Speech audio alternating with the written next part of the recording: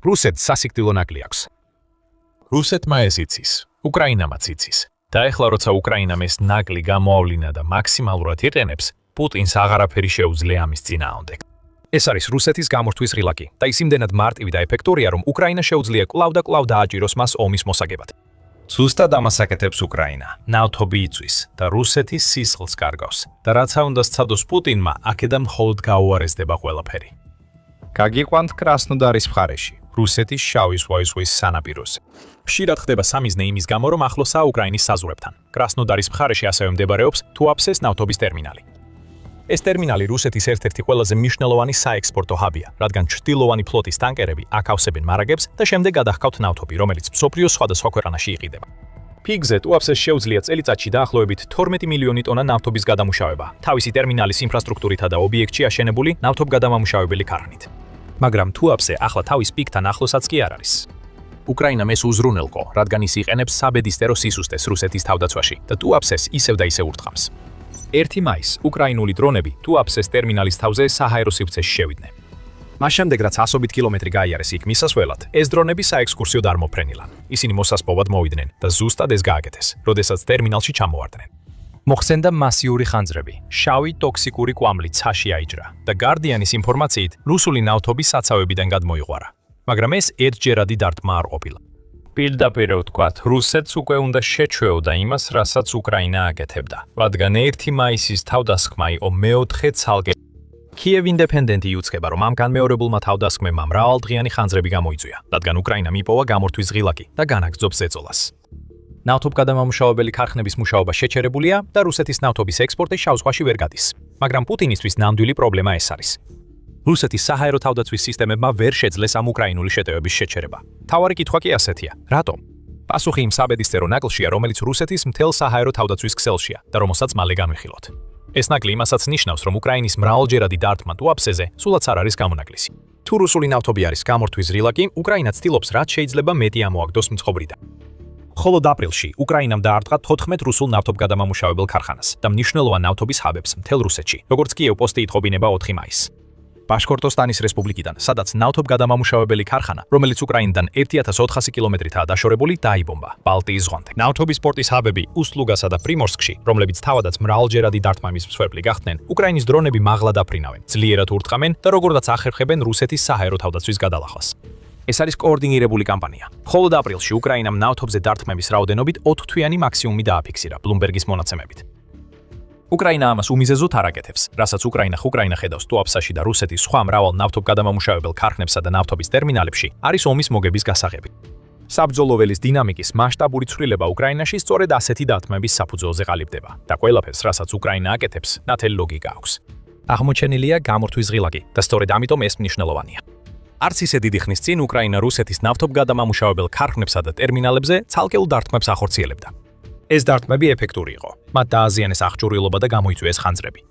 თუმცა უკრაინამ მალე აღმოაჩინა, რომ ცალკეული დარტყმები საკმარისი არ იყო მთელი ობიექტების გასანადგურებლად.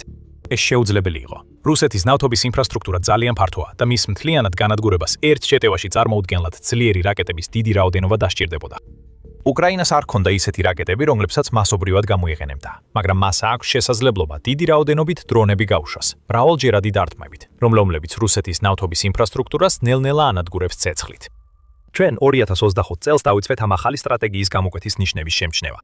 Moscow Times-ის მიხედვით, უკრაინამ რუსეთის ენერგოობიექტებზე 120 თავდასხმა განახორციელა, საიდანაც 91 ნავთობგადამამუშავებელ ქარხნებზე მოდიოდა. რუსეთმა დაახლოებით 13 მილიარდი დოლარი დაკარგა ნავთობის შემოსავლებში, უკრაინის ახალი სტრატეგიის გამო, რომელიც როგორც წესი გულისხმობდა ნავთობის ობიექტზე დარტყმას და შემდეგ რამდენიმე კვირის ან თვეების განმავლობაში მოლოდინს, სანამ ისევ დაარტყამდნენ. იდეა, რომ გამორთვის ღილაკს განმეორებით დააჭირონ, ფორმას იღებდა.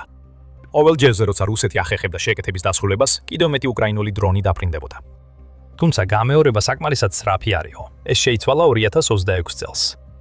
თუაფსეს 16 დღეში 4-ჯერ დაბომბვა. აბსურდული სტატისტიკა, მაგრამ ეს სრულიად ლოგიკურია. როგორც ამბობს უკრაინის უსაფრთხოებისა და თანამშრომლობის ცენტრის აღმასრულებელი დირექტორი დმიტრო ჟმაილო. დმიტრო ჟმაილო ამბობს, რომ უფრო დიდი შეცდომაა ვიდრე გატეხილი ფანქარი. რატომ დაარტყეს ისევ? იმიტომ, რომ თუაფსეს სრულად არ იყო განადგურებული. ეს მოკლედ რო ვთქვათ, უკრაინის მიმდინარე კამპანიის არსია. რუსეთის ნავთობის ობიექტების ერთდროულად განადგურების მცდელობის ნაცვლად, რაც შეუძლებელია ყველაზე ზუსტი დარტყმებითაც კი, უკრაინა ეტაპობრივად ამცირებს ამ ობიექტების წარმოებას, სანამ ნულს არ მიაღწევს. ამ გამორთვის ღილაკის განმეორებით დაჭერას დამატებითი სარგებელიც აქვს: შიშის გამოწვევა. წარმოიდგინეთ, რომ მუშაობთ ერთ-ერთ ნავთობგადამამუშავებელ ქარხანაში ან ნავთობის ტობის ტერმინალში, რომელსაც უკრაინა უტერს. თქვენ ამდენიმე დღე იძულებული იყავით, სამსახურში არ მისულიყავით, სანამ ხანძარს აკრობდნენ. შემდეგ ბოლო დრონით თავდასხმიდან რამდენიმე დღეში კიდევ ერთი ხდება. კიდევ რამდენიმე დღის შემდეგ კიდევ ერთი და კიდევ ერთი. ადრე თუ გვიან დაიწყებთ ფიქრს, საერთოდ ღირს კი სამსახურში მისვლა. ამ თუთა შეიძლება ნავთობი იწვის, მაგრამ თუ არ გაგიმართლა, შემდეგი დრონით თავდასხმის დროს შეიძლება თქვენ აღმოჩნდეთ ცეცხლში. ამგვარმა ფსიქოლოგიურმა ზეწოლამ შეიძლება ისეთივე ზიანი მიაყენოს რუსეთის ნავთობის ინდუსტრიას, როგორც თავად თავდასხმება. და ეს კარგად მიგვიყვანს იმაზე, თუ რატომ მიიჩნია უკრაინამ რუსეთის ნავთობის ინფრასტრუქტურა ომის მოსაგებად გადამწყვეტ ფაქტორად. არსებობს ორი მიზეზი: ფული და ფრონტის ხაზზე მყოფი ჯარები.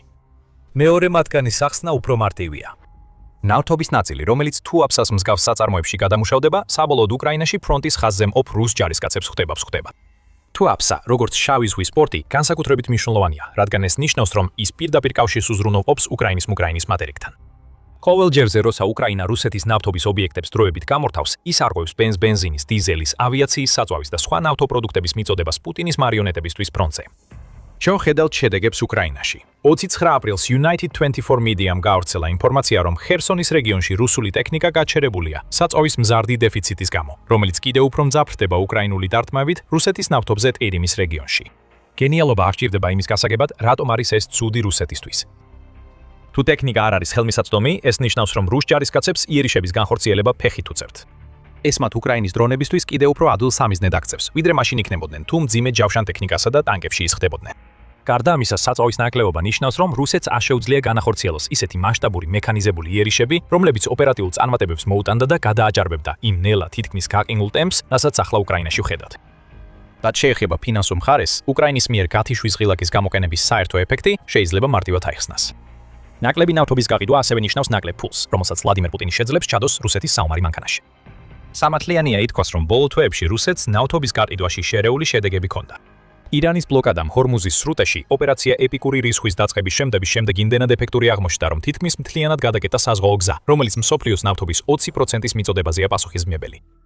ნავთობის ფასებმა ამ ყველაფრის შედეგად მოსაოდნელი მიმართულება მიიღო. ეს ფასები $100 ნიშნულთან ახლოს მერყეობს ბარელზე. მათ კიდევ ერთი ზრდა განიცადეს 11 მაისს, მას შემდეგ რაც აშშ-ის პრეზიდენტმა დონალდ ტრამპმა განაცხადა, რომ არ მიიღებდა ირანის ბოლო წინადადებას სპარსეთის ყურეში ომის დასასრულებლად. რუსეთს ნავთობის გაყიდვებიდან შემოსავლების ზრდა უნდა ჰქონდეს ფასების მატების გამო და გარკვეულწილად ასე აკიდეც. The Financial Post იუწყება, რომ მართლაც დაფიქსირდა ზრდა იმაში, თუ რამდენს ახერხებს რუსეთი 1 ბარელი ნავთობის გაყიდვაზე. თუმცა ეს ზრდა საკმარისი არ ყოფილა იმისთვის, რომ რუსეთს შეძლებოდა თავისი მზარდი ბიუჯეტის დეფიციტის შემცირება, რომელიც როგორც გამოცემა იუწყება, წლის პირველ 4 თვეში 79.5 მილიარდი დოლარით აღემატება რუსეთის 2026 წლის პროგნოზებს. ეს კარგი არ არის. არც სხვა ბევრი ფინანსური პრობლემა, რომლებიც რუსეთს აწუხებს, კარგია, რადგან უკრაინა განაგრძობს ისეთი ობიექტების დაბომბვას, როგორიცაა ტუაფსე. 1 მაისს უკრაინის პრეზიდენტმა ვოლოდიმირ ზელენსკიმ განაცხადა, რომ 2026 წლის პირველი 4 თვის განმავლობაში რუსეთის თავდასხმებმა რუსეთს უკვე 7 მილიარდი დოლარი დაუჭდა. ეს საკმაოდ დიდი თანხა. ეს 2025 წლის მთლიან მაჩვენებელზე ნახევარზე მეტია დროის დაახლოებით მესამედში, რაც მიუთითებს იმაზე, რამდენად გააძლიერა უკრაინამ თავისი განმეორებითი დარტყმების სტრატეგია. რუსეთი ასევე აღმოჩნდა საინტერესო მდგომარეობაში. მას შეეძლო გაეზარდა ნავთობისა და გაზის შემოსავლების პროგნოზი ირანში მიმდინარე მოვლენების გამო, თუმცა საბოლოოდ ამ პროგნოზებს ვერ მიაღწია. The Moscow Times იუწება, რომ რუსეთმა აპრილში ნავთობისა და გაზის შემოსავლებით 11.47 მილიარდი დოლარი მიიღო. ეს მაღალი მაჩვენებელია, რა თქმა უნდა, მაგრამ საბაზისო დონეზე მხოლოდ 280 მილიონი დოლარით მეტია. ეს გამოითვლება ბიუჯეტური ფასით, რომელიც ბარელზე $49 შეადგენს. რუსული ნავთობი მიუხედავად სანქციებისა, უკვე რამდენიმე თვეა ამ ფასზე უფრო ძვირად ერიდება. ასე რომ, რუსეთის ნავთობის შემოსავალი, რომელიც მხოლოდ ოდნავ აღემატება იმ დონეს, რაც ბარელზე $49 ფასზე იყო ნავარაუდევი, გვაჩვენებს, რომ უკრაინა მნიშვნელოვნად ამცირებს რუსეთის შესაძლებლობას გაყიდოს თავისი ენერგოპროდუქტები. ახლა უკვე ეს კარგად გესმით. უკრაინა კვლავ და კვლავ აჭერს რუსეთის გამორთვის ღილაკს, რაც ნავთობის ობიექტებზე განმეორებით დარტყმებს ნიშნავს. ამით ფული გამოაქვს პუტინის საომარი ბიუჯეტიდან და ასუსტებს მის ჯარისკაცებს ფრონტზე. მაგრამ ამ პრობლემების უკან უფრო დიდი საკითხი დგას და ეს ის პრობლემაა, რომელსაც რუსეთი ვერ გადაჭრის. სასიკვდილო ნაკლი, რომელიც ყველაფერს შესაძლებელს ხდის. სანამ ამ ნაკლს გაგიმხელთ, შეგახსენებთ, რომ თქვენ უყურებთ The Military Shows. თუ არხიდან ახალ ინფორმაციას იღებთ, აუცილებლად გამოიწერეთ, რადგან ყოველ კვირას ასე ვშლით ყველაფერს დეტალურად. სასიკვდილო ნაკლი მარტივია. რუსეთს უზარმაზარი საჰაერო თავდაცვის პრობლემა აქვს და პუტინს არაფრის გაკეთება არ შეუძლია მის გამოსასწორებლად. ის რაც ასე დიდხანს ერთ-ერთ ძლიერ მხარედ ითვლებოდა რუსეთისთვის, თავისი ტერიტორიის დამცველად შემოსევების წინააღმდეგ, ახლა უკრაინის საჰაერო დარტყმენთან გამკლავებისას მის ყველაზე დიდ სისუსტედ იქცა. რუსეთი უბრალოდ ძალიან დიდია, რაც ნიშნავს, რომ მისი საჰაერო თავდაცვის ინფრასტრუქტურა იმდენად არის გაფანტული, რომ ნავთობის ობიექტებზე დაყენებული სისტემები საკმარისი არ არის უკრაინის დრონების შესაჩერებლად. ეს პრობლემა კიდევ უფრო მძაფრდება იმით, რომ რუსეთს ნავთობის გადამამუშავებელი ქარხნები და ტერმინალები მთელ ქვეყანაში აქვს განთავსებული. მოდით ვივარაუდოთ, რომ რუსეთი საჰაერო თავდაცვას ტუაფსეში გადაიტანს, რათა უკრაინის განმეორებითი დარტყმებისგან დაიცვას ობიექტი. კარგი, უკრაინა უბრალოდ სხვა სამიზნეს აირჩევს და მას დაარტყმავს, მანამ სანამ რუსეთი იძულებული არ გახდება კვლავ გადაადგილოს თავისი თავდაცვა. სინამდვილეში ეს უკვე ვიხილეთ. უკრაინა მარტის ბოლოს და აპრილის დასაწყისში პრიმორსკი და უსტლუგა დაბომბა. ეხლა უკრაინა ამ პორტებზე შეტევას ოდნავ ამცირებს და ტუაფსეს ურთმავს. სავარაუდოდ ლიმიტომ, რომ ტუაფსე ყველაზე სუსტი სამიზნეა, რომელსაც უკრაინა ყველაზე იოლად დაარტყმავს. ეს მთელი დილემა არა მხოლოდ რუსეთის ზომიდან გამომდინარეობს, არამედ იმითაც, თუ როგორ მუშაობს მისი საჰაერო თავდაცვის სისტემა. რუსეთის საჰაერო თავდაცვა ისეა მოწყობილი, რომ ქმნის საჰაერო თავდაცვის ფენოვან სისტემას. არსებობს გრძელ, საშუალო და მოკლე რადიუსის სისტემები, რომლებიც ყველა ერთ ტერიტორიაზეა კონცენტრირებული, რათა შეიქმნას დაცვის მჭიდრო ფენა, რაც ზრდის ჩათრის შანსს. ეს ყველაფერი კარგია, ფენოვანი საჰაერო თავდაცვა ლოგიკურია. პრობლემა ისაა, რომ ასეთი გადაფარვის შენარჩუნება რთულია, ისეთი დიდი ტერიტორიისთვის, როგორიც რუსეთს აქვს. ზოგი იტყოდა, რომ ეს საერთოდ შეუძლებელია, რადგან რუსეთს 10,000-ობით საჰაერო თავდაცვის სისტემა დასჭირდებოდა იმისთვის, რომ ინდონეზე დაეცვა თავისი ნავთობის ობიექტები და სამხედრო ინფრასტრუქტურა, როგორც ეს რეალურად სჭირდება. რუსეთს არ ყოფნის საჰაერო თავდაცვის სისტემები, ასევე შესაბამისი რადარები და სხვა აღჭურვილობა, რაც ამ თავდაცვების ეფექტურ გასაკეთებლად არის საჭირო. აბა რა აქვს ამის ნაცვლად? ფენოვანი თავდაცვა, რომელიც კონცენტრირებულია იმ ობიექტების გარშემო, რომლებიც რუსეთის აზრით შეიძლება იყოს შემდეგი სამიზნე, რომელსაც უკრაინა შეიძლება დაარტყმას.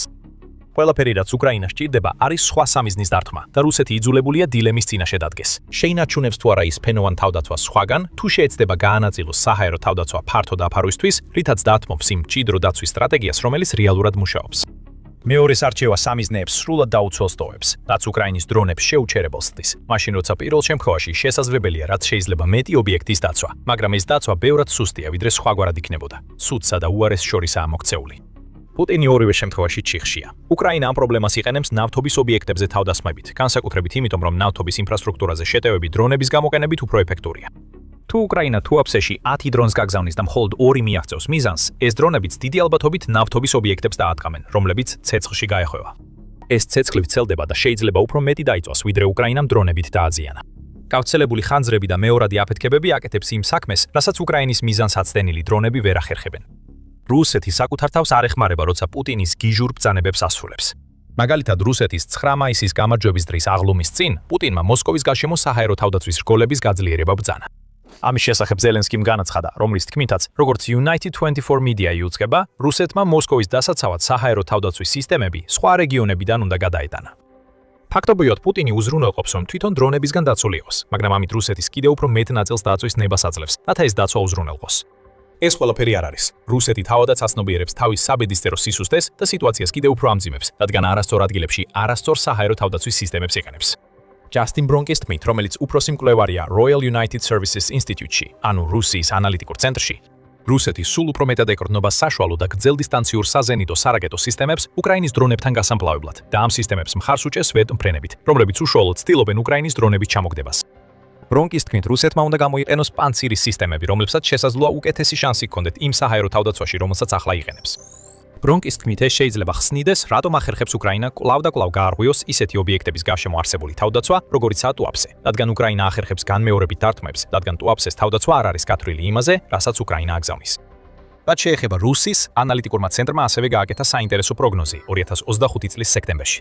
რუსის წარმომადგენელმა დოქტორმა ჯეკ ვოტლინგმა სექტემბერში განაცხადა, რომ რუსეთს თითქმის ამოიწურებოდა საჰაერო თავდაცვის რაკეტები თებერვლისთვის, რაც უკრაინას მისცემდა შესაძლებლობის ფანჯარას, რომ მეტი ობიექტი დაერტყა რუსეთის ტერიტორიაზე.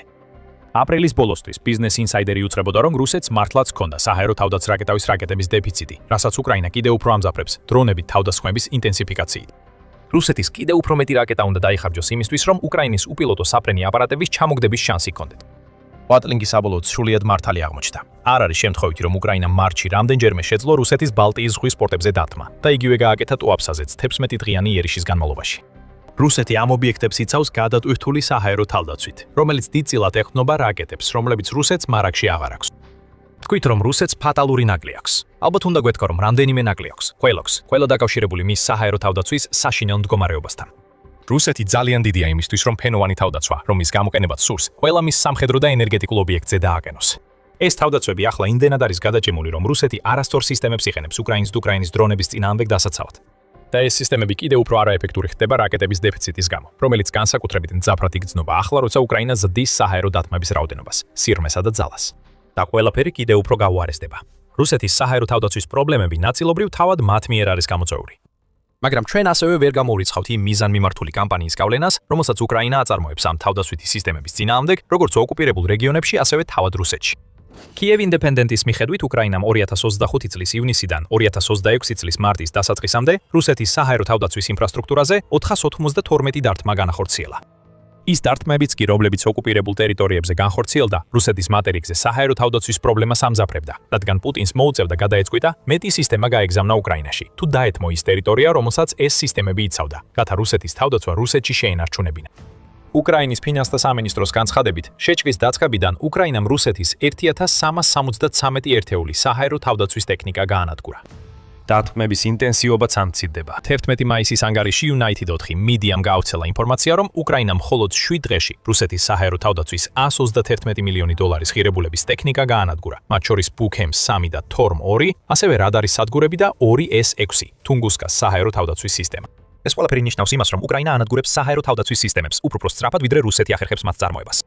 მაგრამ აი როგორც ჩანს, ესეც ერთ-ერთი გზაა რაკეტების დეფიციტის დასაძლევად. მიეცი უკრაინას საშუალება იმდენი სისტემა გაანადგუროს, რომ შენს დარჩენილ საჰაერო თავდაცვას საკმარისი რაკეტები დარჩეს და ერთი პრობლემა უკვე მოგვარებულია. სარკაზმის გარეშე რომ თქვათ, უკრაინა იყენებს რუსეთის საბედისწერო ნაკლს. ეკონომიკური და მატერიალური დანაკარგები, რომლებიც ამ ზეწოლის შედეგად წარმოიშვა, კიდევ უფრო ამძიმებს საბრძოლო ვითარებას, რომელიც აშკარად არ არის რუსეთის სასარგებლოდ. რაც შეეხება უაფსეს, ორი რამიდან ერთ-ერთი მოხდება. ან ისევ დაიწვება, რადგან რუსეთი ჯერ კიდევ ვერ ახერხებს მის დაცვას, ან რუსეთი განალაგებს თავდაცვას, მაგრამ მხოლოდ იმისთვის, რომ უყუროს, როგორ იწყებენ უკრაინის დრონები სხვა ნავთობგადამამუშავებელი ქარხნის ან ტერმინალის დაბომბვას, ისევ და ისევ. აღმოჩენილია გამორთვის ღილაკი და პუტინს არაფრის გაკეთება არ შეუძლია, რომ უკრაინას ხელი შეუშალოს ამ ღილაკის რამდენჯერაც უნდა იმდენჯერ დაჯერაში. ეხლა ჩვენ ხედავთ უკრაინის ომის ახალ ფაზას, რადგან ინიციატივა იცვლება და რუსეთის ნავთობის ინფრასტრუქტურა იწვის. რუსეთის ნებისმიერ წერტილში რომ შეხედოთ, უკრაინა აჩენს ცეცხლის ქარიშხალს, რომელსაც ვერაფერი შეაჩერებს. ჩვენ აპრილში გავაშუქეთ თავდასხმების სერია, რომლებიც უკრაინის ახალი სტრატეგიის ნაწილია და ყველაფერს ამაზე შეგიძლიათ გაეცნოთ ჩვენი ვიდეოს ყურებით. თუ მოგეწონათ ეს ვიდეო, გამოიწერეთ არხი, რომ არ გამოგჩეთ ჩვენი ანალიზები უკრაინის ომში მიმდინარე ბოლო მოვლენებზე. მადლობა ყურებისთვის.